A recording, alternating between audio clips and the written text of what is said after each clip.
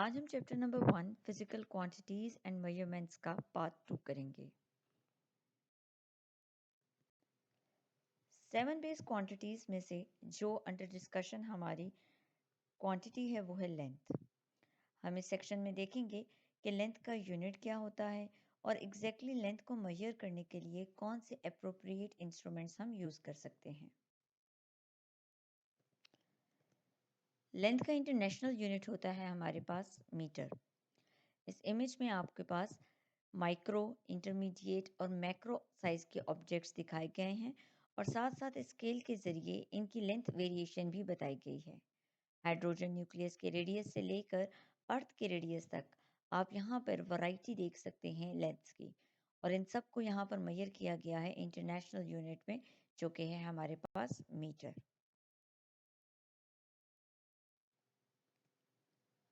Length को major करने के लिए जो कॉमन इंस्ट्रूमेंट्स हम यूज कर सकते हैं उनमें है metre rule, tape measure, callipers जिनमें वर्नियर कैलिपर हम देखेंगे, और लास्ट में माइक्रोमीटर स्क्रू गेज। सबसे पहले जो हमारे पास इंस्ट्रूमेंट है मीटर रूल, वो 1 मीटर तक लेंथ को मेजर कर सकता है। इस इमेज में दिखाया गया है कि हम एक पॉन्ड की डेप्थ को मेजर कर सकते हैं with the help of metre rule. Next जो हमारे पास इंस्ट्रूमेंट है टेप मेजर, जिसको हम आम लैंग्वेज में मेजरिंग टेप कहते हैं। ये 1 मीटर से ज्यादा की लेंथ मेजर कर सकता है। In this example you can see हमारे पास एक मेजरिंग टेप है 5 मीटर की, जिसको हम यूज कर सकते हैं इसी पॉन्ड की विड्थ को मेजर करने के लिए। इसी तरह से मेजरिंग टेप्स की डिफरेंट वैरायटीज होती हैं। 2 मीटर, 5 मीटर, 10 मीटर, 100 मीटर तक की भी मेजरिंग टेप अवेलेबल है। अब हम समझते हैं प्रिसीजन ऑफ इंस्ट्रूमेंट को। Precision of an instrument is the smallest unit that the instrument can measure. कम से कम वैल्यू जो आप एक इंस्ट्रूमेंट से मेजर कर सकते हैं उसको बोलते हैं precision of instrument. Metre rule जिसको अभी अभी हमने देखा है उसकी प्रिसीजन क्या है। मीटर रूल से सबसे कम यूनिट जो हम मेजर कर सकते हैं वो है 0.1 सेंटीमीटर या फिर 1 मिलीमीटर। ये जो आपके पास रेगुलर यूज वाला स्केल होता है, अगर आप उसको ऑब्जर्व करें तो उसके अंदर जो कैलिब्रेशन हुई हुई होती है, सबसे पहले नंबर लिखा होता है 0 और उसके बाद छोटी 4 लाइंस डली हुई होती हैं। तो 0 से लेकर पहली छोटी लाइन तक की जो लेंथ है आपके पास वो है 0.1 सेंटीमीटर, और अगर मिलीमीटर्स में हम कहें तो वो है 1 मिलीमीटर। मतलब कि 1 मीटर का वो कितनवा हिस्सा है आपके पास, 1000th पार्ट है, 1/1000। इसी तरह से हम इसको कंक्लूड क्या करेंगे, that a metre rule has a precision of 0.1 centimetre. Next, metre rule से मेजरमेंट लेने का तरीका क्या है। बेसिकली आपके पास स्किल होना चाहिए किसी भी इंस्ट्रूमेंट को यूज करने के लिए, चाहे वो मीटर रूल ही क्यों ना हो, क्योंकि अगर आप अच्छे तरीके से मेजरमेंट नहीं लेंगे तो उसमें एरर आ जाएगा, और मीटर रूल में जो गलती आएगी, जो एरर आएगा, उसे हम बोलते हैं पैरेलैक्स एरर। जैसे कि आप यहाँ पर देखें, हमारे पास एक ऑब्जेक्ट है जिसको हम मेजर करना चाह रहे हैं, और मैंने यहाँ और यहाँ पे ऑब्जर्व किया है। ये आप देखें मेरा एंगल एग्जैक्ट कैसा है, 90 डिग्री है, बिल्कुल डायरेक्टेड मैं इसको ऑब्जर्व कर रही हूँ, और साफ मुझे देखने में पता चल रहा है कि ये 1 पे है, और यहाँ से ये कहाँ पर आ रहा है, 2.9 पर। मैं कहूँगी कि मेरे पास इस ऑब्जेक्ट की लेंथ हो जाएगी 2.9 माइनस 1 यानी कि 1.9। नेक्स्ट यहाँ पर आप देखें, अगर मैं यहाँ से ऑब्जेक्ट को देखते हुए अपना एंगल इरेक्टेड के बजाय थोड़ा सा स्लांट बना दूंगी, तो मुझे लगेगा कि ये आपके पास स्टार्टिंग 1 नहीं बल्कि 0.9 पर है। और इसी तरह से मैं कहूँगी कि इस ऑब्जेक्ट का जो एंड है वो 2.9 नहीं बल्कि 3 है। मेरी जो मेजरमेंट है वो पहले की तरह की नहीं आएगी, और यहाँ पर एक एरर आएगा, और इस एरर को हम बोलते हैं पैरेलैक्स एरर। तीसरा मेजरिंग इंस्ट्रूमेंट है हमारे पास callipers. Caliper is an instrument for measuring the diameters of cylinders or circular objects. There are two types of calipers: internal calipers and external calipers. Here is an example of internal calipers. Internal calipers are used to measure internal diameters. इनकी shape आप देखें and से किस तरह की है, curve shape है। हमने एक सिलेंडर लिया और उसके अंदर हमने इस कैलिपर को डाला ताकि हम इंटरनल डायमीटर मेजर कर सकें। फिर इस कैलिपर को यहाँ से निकाल कर मीटर रूल के ऊपर रखा और फिर हमने देखा कि जितना ये वाइड इसकी ओपनिंग है उतनी ही क्या होगी, इंटरनल डायमीटर होगी। लाइक यहाँ पर इस टाइम आ रहा है 3 सेंटीमीटर, तो मतलब कि इसका डायमीटर कितना है, 3 centimetre. On the other side अगर आपके पास एक्सटर्नल कैलिपर्स हैं तो इनकी शेप देखें, आउटवर्ड है। इनको यूज किया जाता है किसी भी स्फेरिकल ऑब्जेक्ट्स के डायमीटर्स को मेजर करने के लिए। तो यहाँ पर मैंने इसको मेजर किया है, फिर मैंने इसको मीटर रूल के ऊपर रखा है, तो इसका एक्सटर्नल डायमीटर बाय चांस ऊपर वाले के बराबर 3 सेंटीमीटर ही आया है। अब अगला हमारे पास बहुत ही इंपॉर्टेंट इंस्ट्रूमेंट है जिसका नाम है वर्नियर कैलिपर। सबसे पहले इस इमेज के थ्रू हम वर्नियर कैलिपर के कंस्ट्रक्शन समझ लेते हैं। तो वर्नियर कैलिपर में आपको दो तरह की जॉज नजर आएंगी। एक जॉज है आपके पास आउटर डायमेंशंस को मेजर करने के लिए, स्फेरिकल ऑब्जेक्ट्स या फिर किसी वायर की डायमीटर को मेजर करने के लिए। और ऊपर वाले जो जॉज हैं ये हैं, इनकी शेप से ही पता चल रहा है कि ये इनर डायमेंशंस को मेजर करने के लिए है, बिल्कुल वैसे ही जैसे अभी हमने एक सिलेंडर का मेजर किया था। वर्नियर कैलिपर के ऊपर एक मेन स्केल होता है जिसमें मेजरमेंट्स आपके पास बिल्कुल आपके स्केल की तरह ही होती हैं। एक रीडिंग से दूसरी रीडिंग आपके पास 0.1 सेंटीमीटर तक की होती है और यहाँ पर ये आपको 19 सेंटीमीटर तक का नजर आ रहा है। मूवेबल स्केल होता है वर्नियर स्केल। इसके साथ ये स्क्रू क्लैंप्स लगे होते हैं जिनको रोटेट करके आप इस वर्नियर स्केल को इस मेन स्केल के ऊपर मूव करवा सकते हैं। इस वर्नियर स्केल के ऊपर कुछ लाइंस कैलिब्रेट हुई भी होती हैं। वो लाइंस आपके पास 10, 20, 30 तक हो सकती हैं। जितनी ज़्यादा वर्नियर स्केल के ऊपर लाइंस होती हैं उतना ही बेहतरीन आपका इंस्ट्रूमेंट होता है।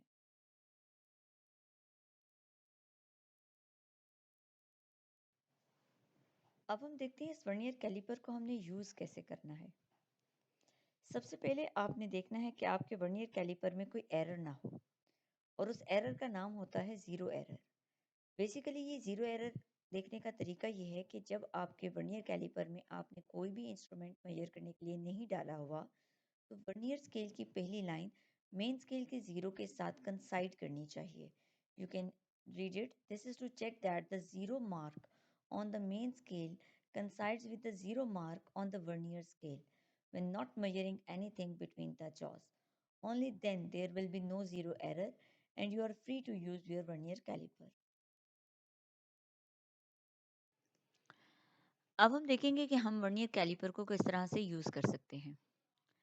तो सबसे पहले step में हम जो भी ऑब्जेक्ट हमें मेजर करना है, जिसका डायमीटर मेजर करना है, उसको हमने जॉस के बीच में ग्रिप कर लेना है और यहाँ से हम स्क्रूज टाइट कर देंगे ताकि हमारा ऑब्जेक्ट जो है वो स्ट्रांगली ग्रिप रहे।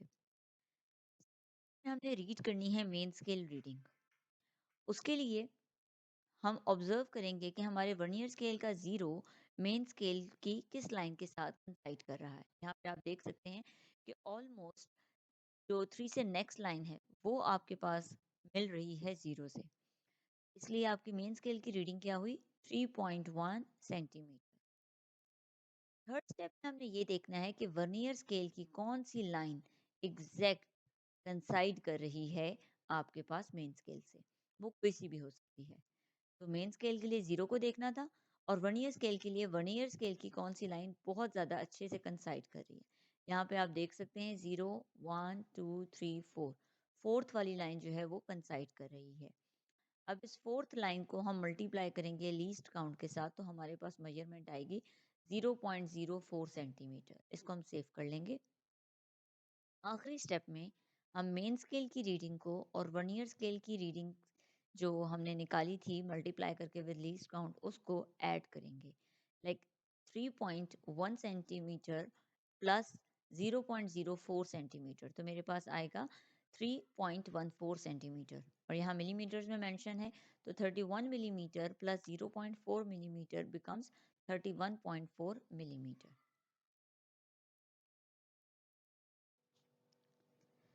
अगर ऐसा हो कि आपके वर्नियर कैलिपर में एरर हो, तो फिर आप किस तरह से उसको एलिमिनेट करेंगे? सबसे पहले हम ये देखते हैं कि एरर होता क्या है। जब आपके जॉस के बीच में कोई भी ऑब्जेक्ट नहीं पड़ा हुआ और आपकी जॉस क्लोज हैं, आपने ऑब्जर्व करना है कि वर्नियर स्केल का जीरो और मेन स्केल का जीरो कहाँ पर है। अगर तो ये दोनों एक दूसरे को एग्जैक्ट कंसाइड कर रहे हैं, तो हम बोलेंगे कि there is no zero error. जो आपकी रीडिंग है 3.14 सेंटीमीटर, वही आपकी करेक्ट और फाइनल रीडिंग कंसीडर की जाएगी। लेकिन अगर ऐसा होता कि आपके पास दोनों जीरोस कंसाइड ना कर रहे होते, तो एरर होता। अब कौन सी टाइप का एरर है वो हमें बताएगा वर्नियर स्केल का zero. If vernier scale zero is on the right side of the main scale, then the error will be positive zero error. और उसको एलिमिनेट करेंगे बाय लुकिंग एट के कौन सी लाइन वर्नियर स्केल की बहुत अच्छी कंसाइड कर रही है। तो ये देखें, थर्ड वाली लाइन जो है बहुत अच्छी से कंसाइड कर रही है। सो माई एरर इज प्लस 0.03 सेंटीमीटर, क्योंकि ये पॉजिटिव है इसलिए प्लस 0.03 सेंटीमीटर। जो मेरी मेजरमेंट थी 3.14 सेंटीमीटर, उसकी जगह मैं यहाँ पर क्या लिखूंगी, 3.17 सेंटीमीटर, बिकॉज वो उतने ही कदम आगे होगी। ऐसा होता तो रीडिंग इस तरह से आती जैसे अभी हमने प्रीवियसली है। अगर आपके पास इंस्ट्रूमेंट की कंडीशन इस तरह की है, तो आपकी रीडिंग कुछ इस तरह की आती। अब हम क्या करेंगे, उस रीडिंग में से सब्ट्रैक्ट कर देंगे हमारा एरर, और हमारे पास वापस हमारी एक्यूरेट मेजरमेंट आ जाएगी। और अगर आपके पास नेगेटिव जीरो एरर होता, मतलब कि आपका वर्नियर स्केल का जीरो लेफ्ट साइड पर होता मेन स्केल के, तो हमारे पास नेगेटिव जीरो एरर होता। अब यहाँ पर हम देखें कौन सी लाइन अच्छी सी कंसाइड कर रही है, तो हमारी लाइन कंसाइड कर रही है 0 1 2 3 4 5 6 7 माइनस 0.07। आप चाहें तो इसको 10 से भी काउंट कर सकते हैं। यहाँ से मैं काउंट करूँ तो 0 1 2 3, तो ये आपके पास बन रहा है माइनस 0.03 सेंटीमीटर। दोनों तरफ से भी हम काउंट कर सकते हैं, कोई इतना मसला नहीं है। हमने यहाँ पर इसको लेफ्ट से काउंट किया है। उसके बाद आपने इस 0.03 के साथ मेजरमेंट ली, तो पहली कंडीशन में तो मेजरमेंट ऐसी थी, पॉजिटिव के केस में ऐसी आई। तो नेगेटिव के केस में कुछ इस तरह की सिचुएशन होगी कि मेन स्केल रीडिंग तो 3.1 है, लेकिन वर्नियर स्केल की कौन सी लाइन कंसाइड करती हुई नजर आ रही है हमें, फर्स्ट वाली। तो मेरी रीडिंग बनेगी 3.11 सेंटीमीटर। अब इसमें से मैं सब्ट्रैक्ट कर दूंगी अपना एरर, तो मेरे पास वापस कितनी मेजरमेंट आ जाएगी, 3.14 सेंटीमीटर।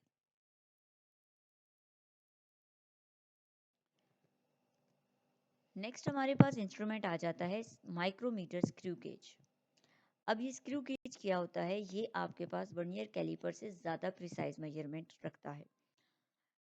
वर्नियर कैलिपर है उसका आपके पास जो लीस्ट काउंट था वो था 0.1 मिलीमीटर, और इसका क्या है आपके पास 0.01 millimetre. So it is more precise than vernier calliper and metre rule. और ये किस लिए यूज़ होता है, it is use to measure the diameters of wires and ball bearings. जो छोटी छोटी बॉल्स होती हैं, एक्सपेरिमेंट्स में यूज़ होती हैं, इलेक्ट्रॉनिक टाइमर का एक प्रैक्टिकल है आपका, उसमें ये यूज़ होती हैं, तो उनके डायमीटर्स को मेजर करने के लिए स्क्रू गेज यूज़ होता है। क्योंकि फिर वर्नियर कैलिपर से आप प्रिसाइजली इनकी मेजरमेंट्स नहीं निकाल सकते, ये काफ़ी छोटे ऑब्जेक्ट्स हैं। स्क्रू गेज की कंस्ट्रक्शन और उसको यूज़ किस तरह से किया जाता है वो हम हमें स्लाइड में देखेंगे। तो स्क्रू गेज में आपके पास यू शेप का एक फ्रेम होता है, जिसके अंदर आपके पास दो कनेक्टर्स लगे हुए हैं। एक को बोलते हैं एनवल, ये फिक्स होता है। एक है स्पिंडल जो कि मूवेबल होता है। इसके बीच में हम लोग अपना ऑब्जेक्ट ग्रिप करते हैं जिसका हमने डायमीटर फाइंड करना है। इसके अंदर भी एक मेन स्केल होता है जिसके ऊपर स्केलिंग मिलीमीटर्स के ऊपर होती है, और दूसरा स्केल होता है इसका सर्कुलर स्केल। यहाँ पर थिम्बल स्केल के नाम से लिखा हुआ है, सर्कुलर स्केल दोनों नाम इसके सही हैं। It is marked in divisions of 0.5 millimetre. यहाँ पर जो हमारे पास अवेलेबल है उसके ऊपर जो मार्किंग हुई हुई है वो 0.5 मिलीमीटर के हिसाब से हुई हुई है। हम देखते हैं इसको यूज़ कैसे करना है। हमने अपना ऑब्जेक्ट इसके बीच में रख दिया, जिसकी वजह से आपके पास सर्कुलर स्केल जो है वो थोड़ा सा गैप में यहाँ तक पहुँच गया है। और यहाँ तक जितना आपको लाइंस नज़र आ रही हैं, वो लाइंस आपको जो है आपकी रीडिंग प्रोवाइड करेंगी। तो यहाँ पर आप देखें 5, 6, 7, 8, 8 के बाद आपको नीचे वाली भी एक लाइन नज़र आ रही है। तो मैं इसको बोलूँगी 8 का आधा यानी कि 8.5 मिलीमीटर आपके पास क्या है, मेन स्केल रीडिंग है। नेक्स्ट हम देखेंगे सर्कुलर स्केल की रीडिंग। तो यहाँ पर जो सर्कुलर स्केल अंडर यूज है मेरे, वो है 50 डिविजन्स वाला। 100 डिविजन्स वाला भी होता है, लेकिन हमारे पास इस टाइम 50 डिविजन्स वाला है। तो कौन सी डिवीजन जो है इस हॉरिजॉन्टल लाइन के साथ बहुत अच्छी गाइड कर रही है, वो आपको नजर आ रही है, 40 वाली है। अब हम क्या करेंगे, इस 40 को लीस्ट काउंट के साथ मल्टीप्लाई करेंगे और अपनी एक सर्कुलर स्केल रीडिंग बना लेंगे। ये क्या है, 0.40 मिलीमीटर। आखिरी स्टेप भी वैसा ही है जैसे वर्नियर कैलिपर का था, कि हम अपनी 8.5 मिलीमीटर की रीडिंग को ऐड कर लेंगे 0.40 मिलीमीटर जो कि एक सर्कुलर स्केल रीडिंग है उसके साथ, and I will get 8.90 millimetre.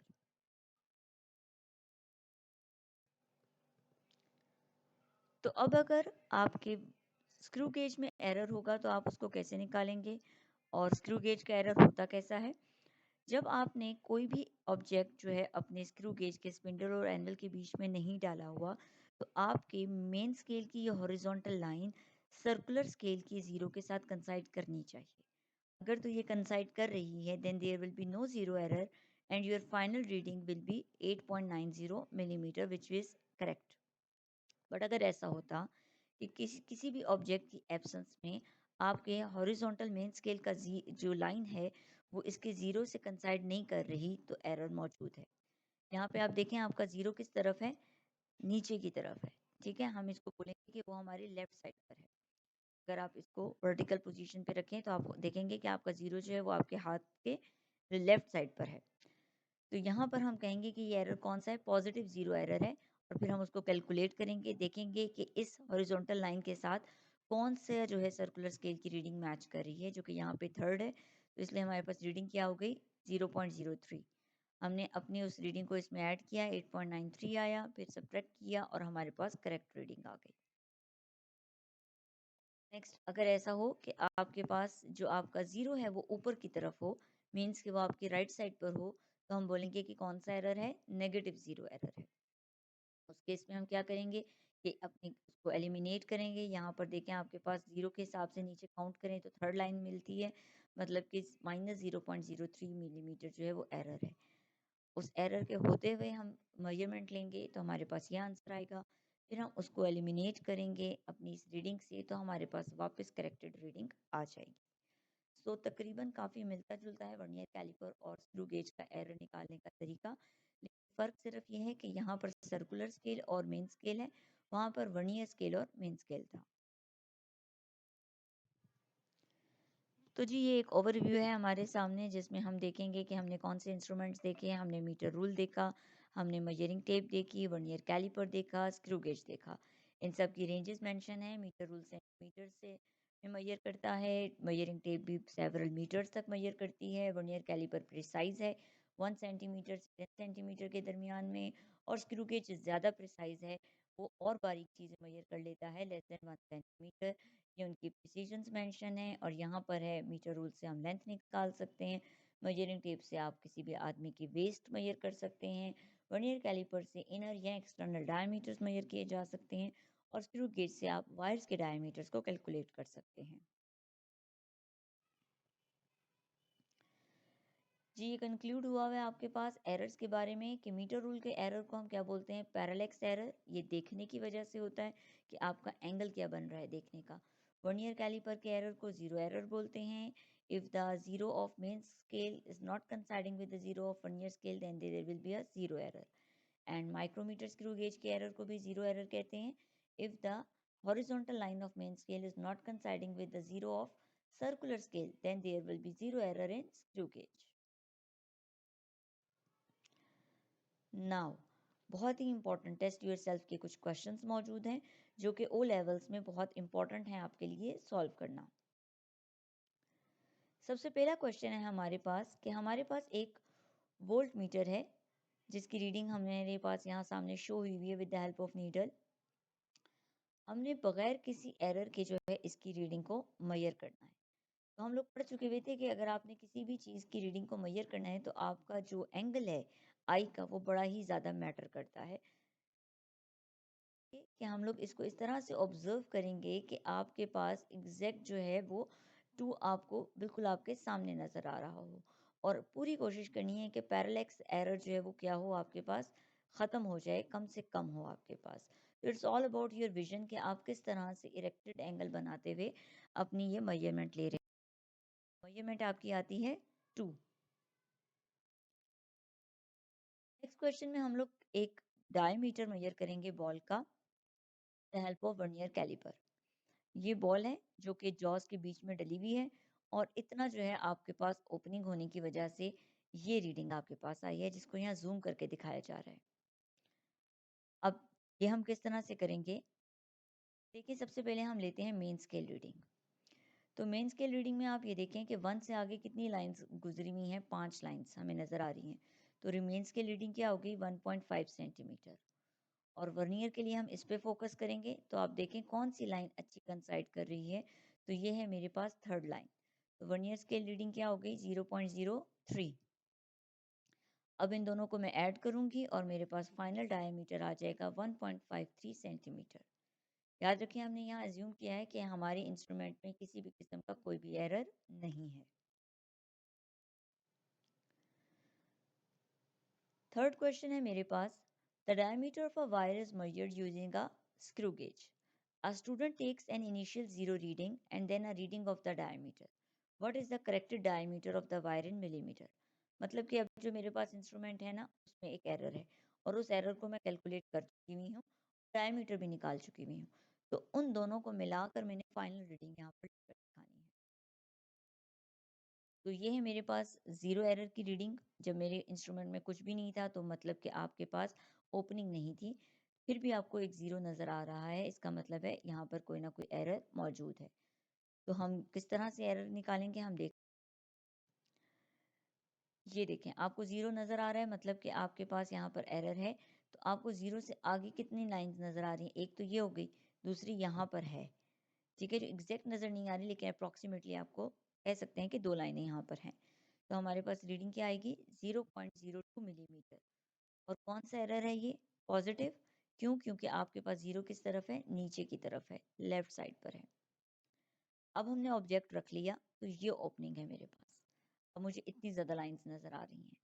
तो डायमीटर कैसे मेजर करेंगे, कि हम लोग फोकस करेंगे मेन स्केल की रीडिंग पर सबसे पहले। अब देखिए आपको कितनी लाइंस नज़र आ रही हैं, 0 1 2 3, 3 के बाद पार्ट, तो क्या हो गया 3.5। और कौन सी लाइन कंसाइड करी है इसके साथ, 35 के बाद ऊपर 36 और 37, तो मेरे पास आएगा 0.37। तो मैं ऐड करूंगी 3.5 प्लस 0.37 को, and I will get 3.87 millimetre. अब करेक्शन किस तरह से करनी है, कि आपने जो डायमीटर निकाला है उसको माइनस कर देना है अपने जो भी आपने जीरो रीडिंग की है उसके साथ। तो हमारी जीरो रीडिंग थी 0.02, और हमारी कैलकुलेटेड थी 3.87। इनको दोनों को सब्ट्रैक्ट किया, तो मेरे पास आया 3.85 मिलीमीटर। तो मतलब कि मेरी ऑप्शन बी करेक्ट है। Thank you for watching.